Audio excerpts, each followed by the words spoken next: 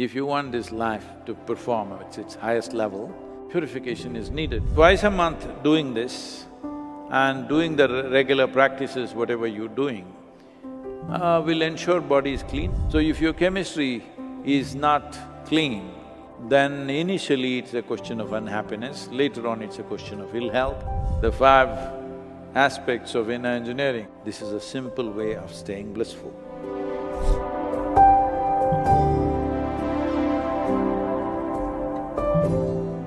So, especially those of you who are aspiring for spiritual growth, you need a good mechanism.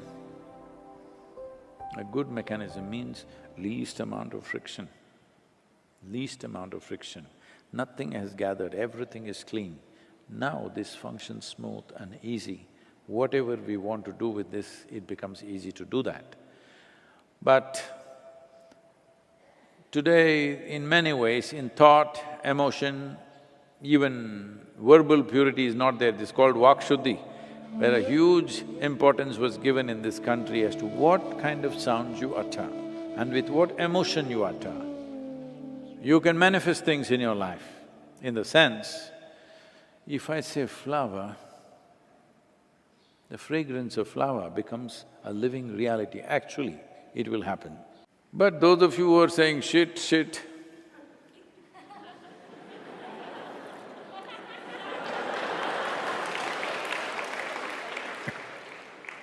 you're doing this to yourself, just know this.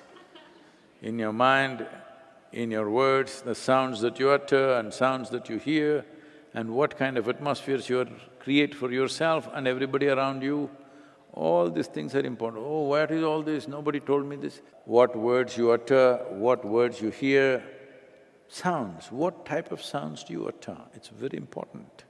If you utter it rightly, like I said, if you say flower, fragrance should come. Because sound has that much power if you know how to use it. See, if you just want to go to work and come, work essentially means earn a living and come back, something. Then with some broken down thing, you can drive there and come back, or you can go on a bicycle and come back. Now suddenly you want to enter a racetrack. Now every micromillimeter of the machine is looked at again and again and again, purified and purified. That's how it is. If you want this life to perform at its highest level, then everything, just everything, how you sit, how you stand, how you breathe, how you step, purification is needed, otherwise it'll not function like that.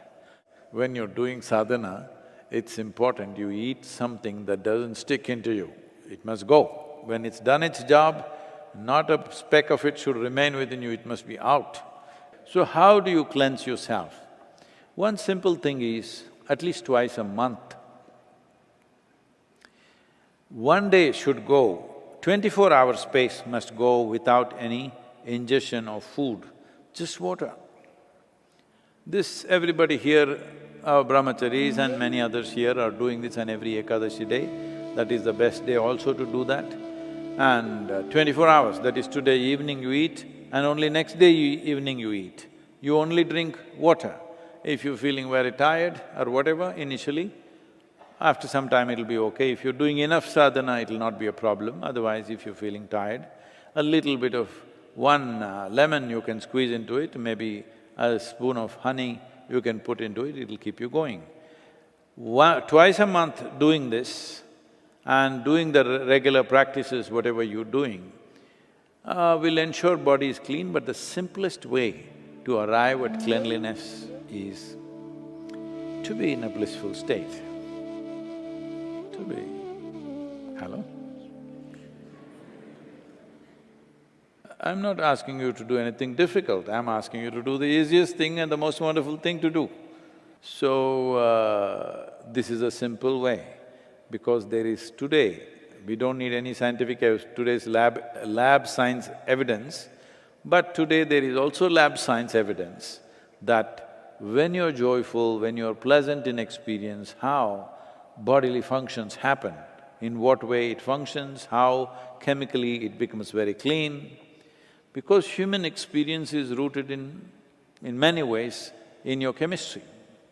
So if your chemistry is not clean, if it is getting contaminated by what you generate within you, then initially it's a question of unhappiness, later on it's a question of ill health, and all kinds of suffering is happening. If you take care of this, how do I take care of this, Sadhguru?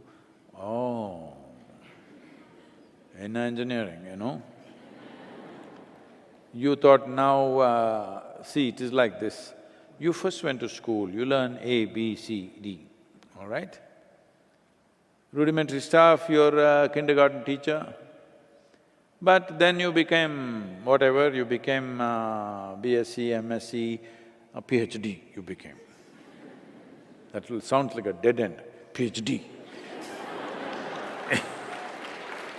So you got there, and then you look at your kindergarten teacher, that woman looks like no good, she knows nothing, you know, ABC. Suppose you forgot what she taught you, and then you do… how do you say PhD then?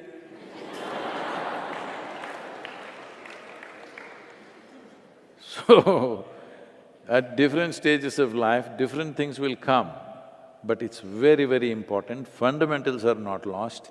Inner engineering, mother to the world, huh? Hello? Forgot? No, Sadhguru, I am Samyama.